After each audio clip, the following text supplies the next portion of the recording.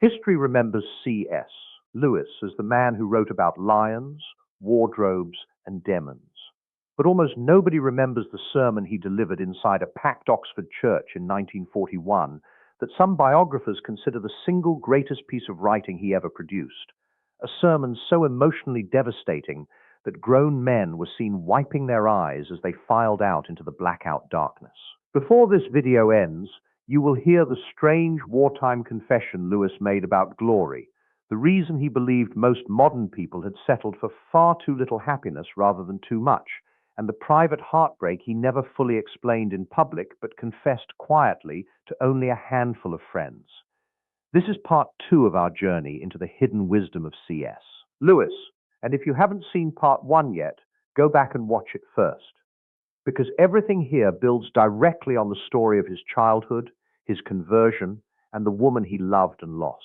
As always, tell me in the comments where you're watching from and whether Lewis has ever shown up in your own life at exactly the right moment.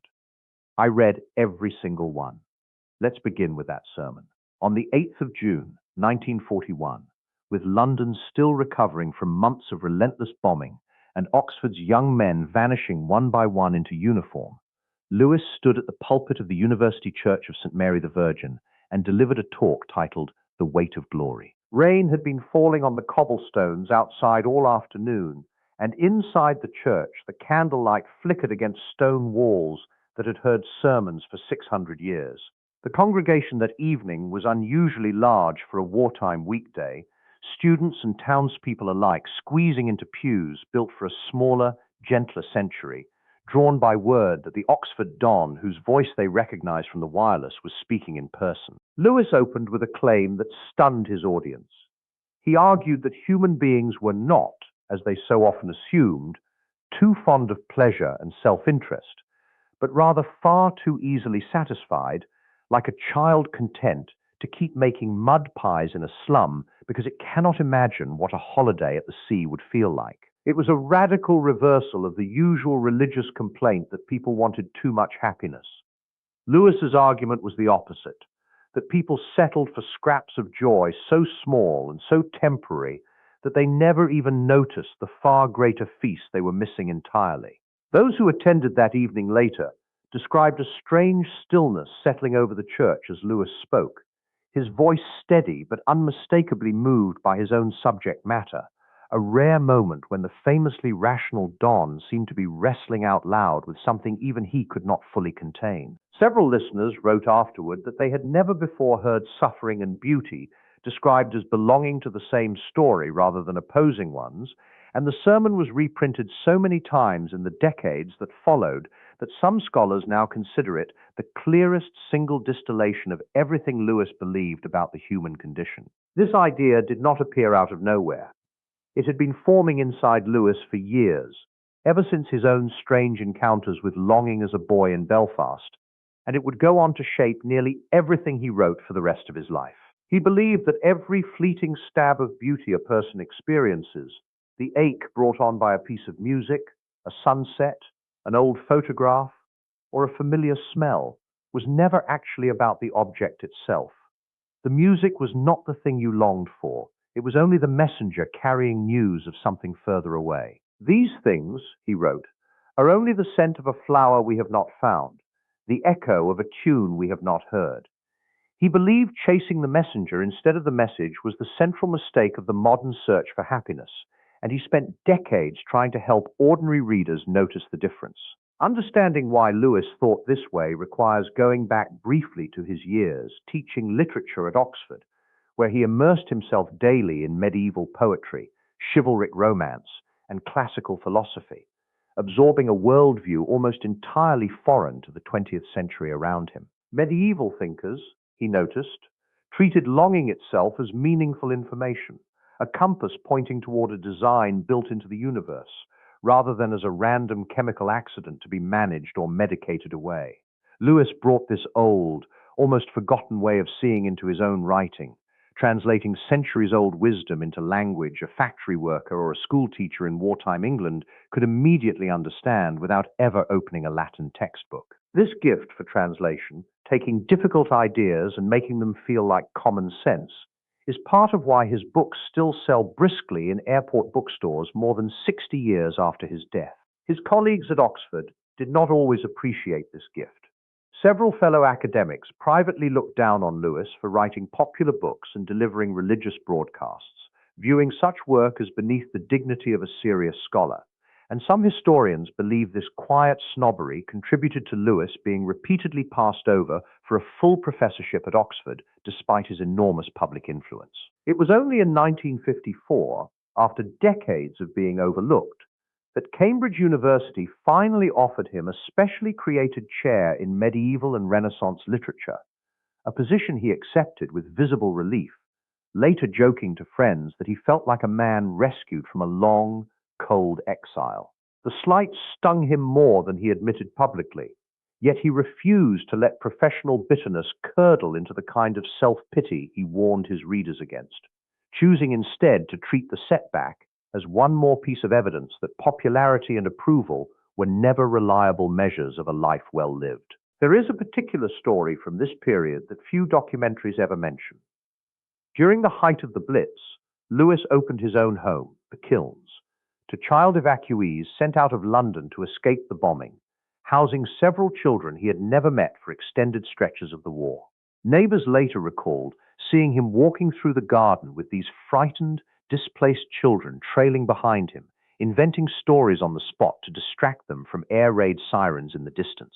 Some biographers believe these real children, thrust suddenly into a strange old house filled with wardrobes, gardens, and an eccentric bachelor professor, planted the earliest seed of what would eventually become the Pevensey children stepping through a wardrobe into Narnia nearly a decade later. Lewis never confirmed this directly, but the timing and the details line up closely enough that most scholars treat it as more than mere coincidence. If you're finding value in stories like this is exactly what we do every week here, uncovering the hidden histories behind history's greatest minds.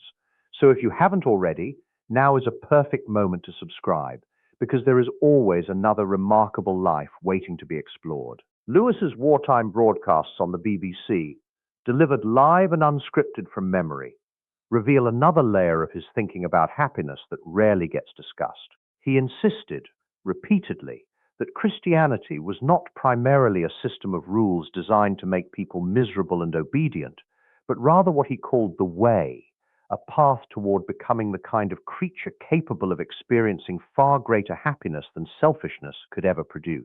He used the analogy of a tin soldier being slowly, painfully turned into a living man, arguing that the process would necessarily involve discomfort, because becoming fully alive after being merely mechanical was bound to hurt. Growth, in his view, was rarely gentle. He compared the soul under repair to a house undergoing renovation, writing that God was not simply patching a leaking roof, but adding an entire new wing, complete with the noise, dust, and inconvenience such construction demands. Listeners huddled in bomb shelters found this strangely comforting, an explanation for suffering that neither denied its reality nor pretended it was meaningless. It is worth pausing here on something Lewis rarely receives credit for, his sense of humor. Despite writing about grief, war, temptation, and mortality, Lewis remained, by nearly every account from those who knew him, one of the funniest men in any room he entered.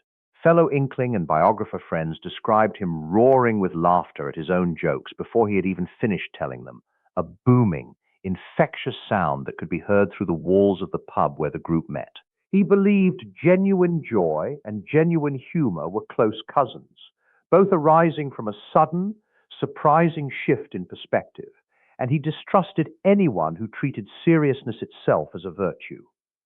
Joy is the serious business of heaven, he once wrote, a line meant almost mischievously, flipping the assumption that solemnity was somehow more spiritual than delight.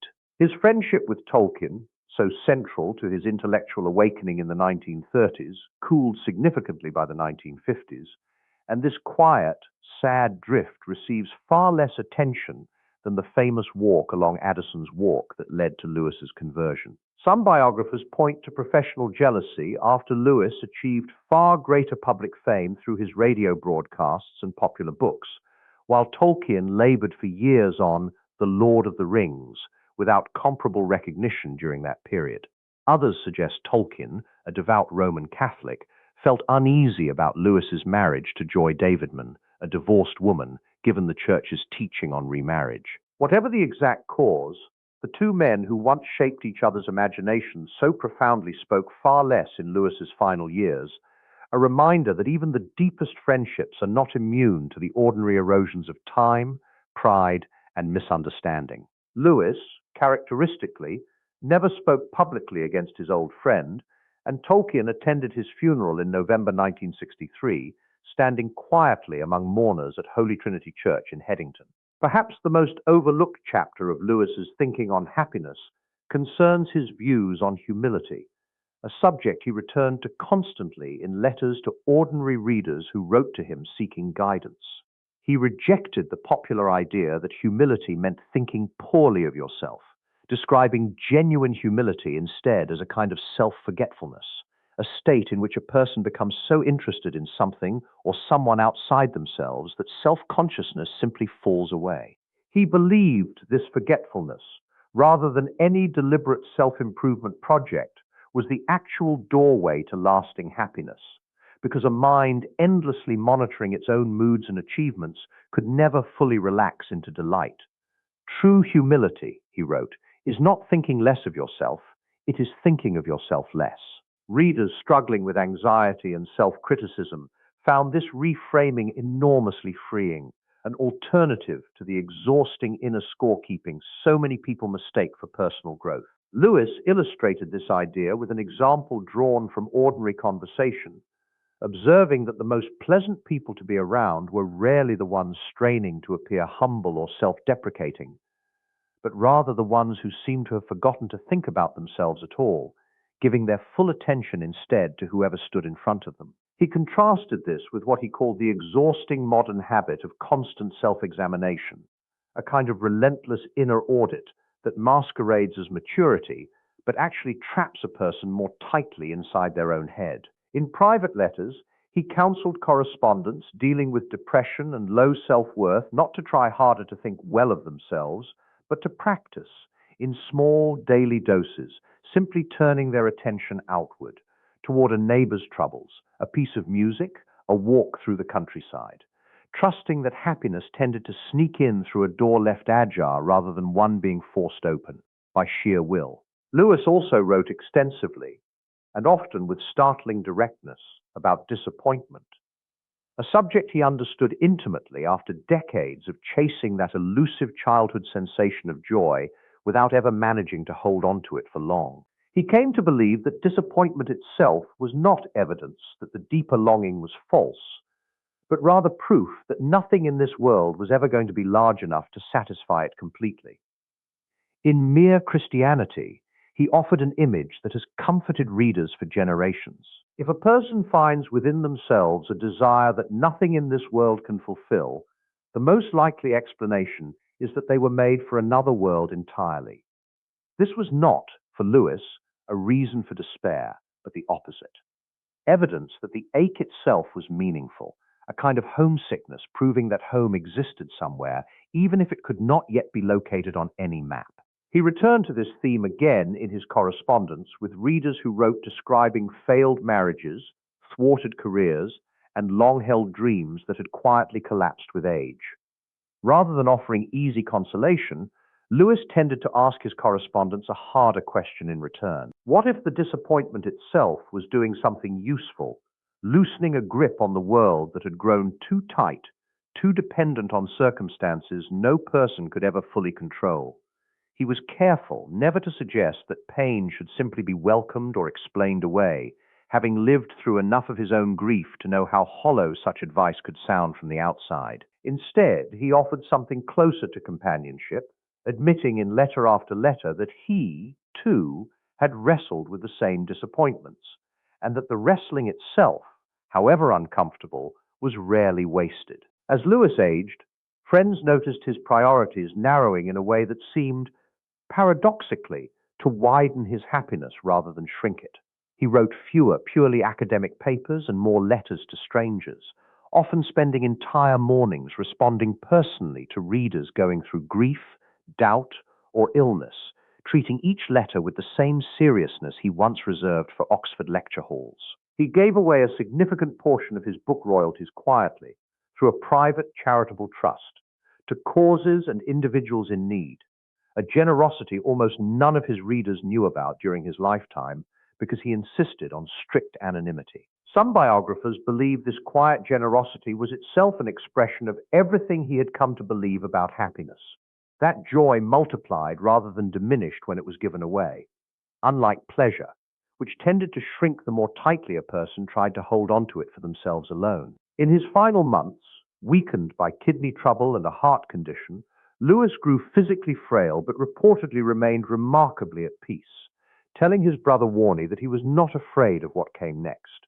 He continued working nearly until the end, revising his autobiography and corresponding with readers, his handwriting growing shakier but his sentences losing none of their clarity. Friends who visited during these final months described a man who had grown quieter but somehow gentler, no longer interested in winning arguments for their own sake, content instead to sit by the fire discussing ordinary things. The garden, an old poem, a joke half remembered from decades earlier with Tolkien. He suffered a heart attack that summer that briefly stopped his heart altogether, later remarking with characteristic dry humor that death, when it had actually seemed to arrive, felt surprisingly undramatic, almost restful, nothing like the elaborate terror the imagination usually supplies in advance.